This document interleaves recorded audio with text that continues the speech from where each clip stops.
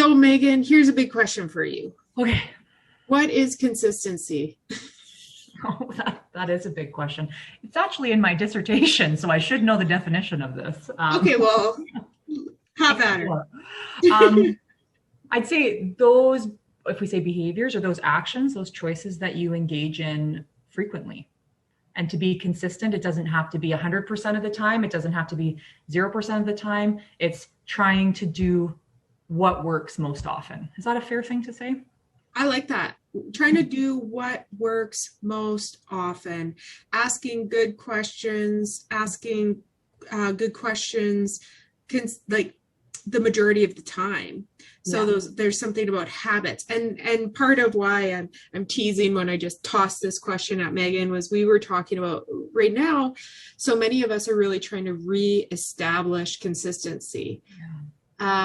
Which for me, I think is a good reframe rather than just saying I'm inconsistent or my life has fallen apart or I can't make it work.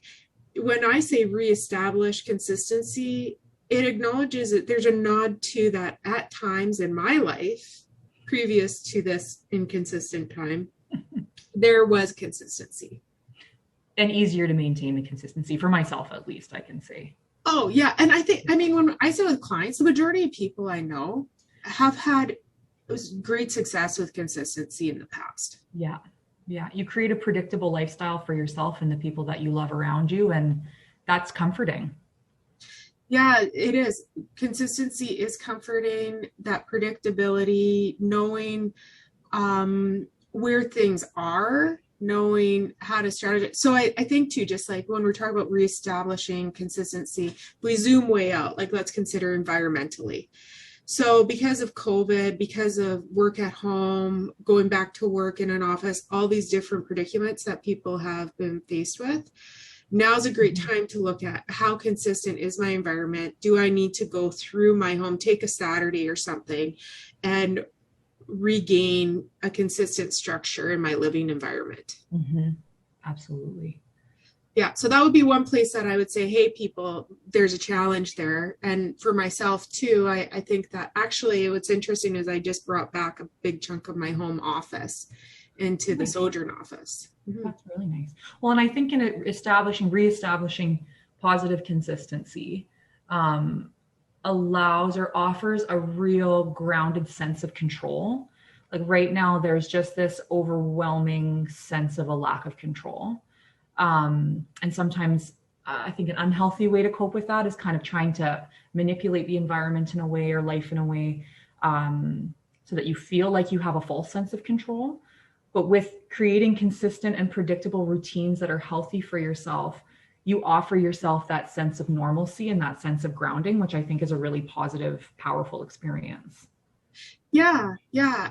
I like that too. And that is the truth. Consistency is grounding. And even with that example of environmental, like if I go into my home and I see my things where I've set them and there's a structure and there's an organization, I go into my home and I feel more peace. Whereas if I go into my home and it's chaotic, that is going to increase anxiety. That's going to increase adrenal in my brain.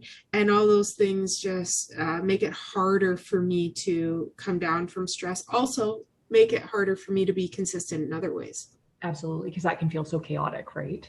Yes. Yeah. And I think you've drawn a good point, one environmentally, and then also thinking personally that we've talked about in a few different blogs about this, but like it's as simple as, but doing what works, reflecting on when I was feeling more in control or when I was feeling more consistent or when I was feeling my best, what things in my life was I doing at the time that helped me? And I think when you think about consistency, it's finding those things, whether it's environmental or having your keys always in the same place or exercising regularly or, Zooming with friends and family, right? Yeah. I do think that for mental health, building some sort of structure for consistent exercise, whatever that is, if it's walking, if it's something really managed, stretching on your floor while you're watching a television show, it doesn't have to be huge, but it's so good for our brain. And that consistent effort to manage our physical body also shows our body that we love our body, which is good for our mental health. Exactly.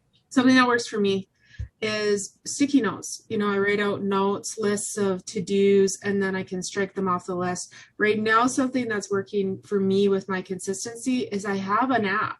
There's all sorts of consistency apps you can get, whether it's just like a task app. Some people use their notes in their phone, or there's different fitness, MyFitnessPal, or other types where you're checking different items off or you're putting food in. If these work for you, then those are great options as well. Yeah. Keeping yourself accountable and having an accountability partner, whether that's an app or a person, right? Yeah. Yeah. No, I think that's really good. And certainly important, I think, in all times, especially now, but in all times of life, that consistency and predictability, humans thrive on that. Yes. And like we've noticed this in our conversation here, but a good simple question that I ask people and I ask of myself is what has worked in the past? And then to Megan, I've heard you talk about incremental goals. Yeah. That it can feel really overwhelming to, you know, I had these 7 things I used to do and they worked really well. And now how am I going to suddenly start doing all 7 again?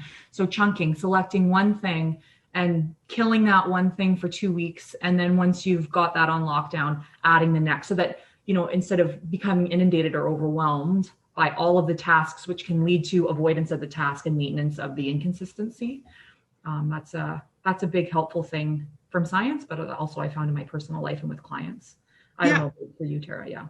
No, I would say, and the more consistent, the more momentum, the more ability to achieve, the more ability to set new goals. Like it's all of this working in the right direction.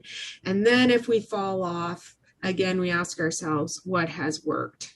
Yeah. And then we got to figure out, how do I push the restart button? Yeah. Awesome. I like that. Keep the positive feedback loop going. Yeah. And I just have to say, the more we speak about accountability, the more angelic Megan looks, the halo over your head. Yeah. This is my own marketing for me. That's how I lure people into my office. It's like, wouldn't you like to learn from Megan Just-Mancini? Let's talk about consistency. I like it. Yeah.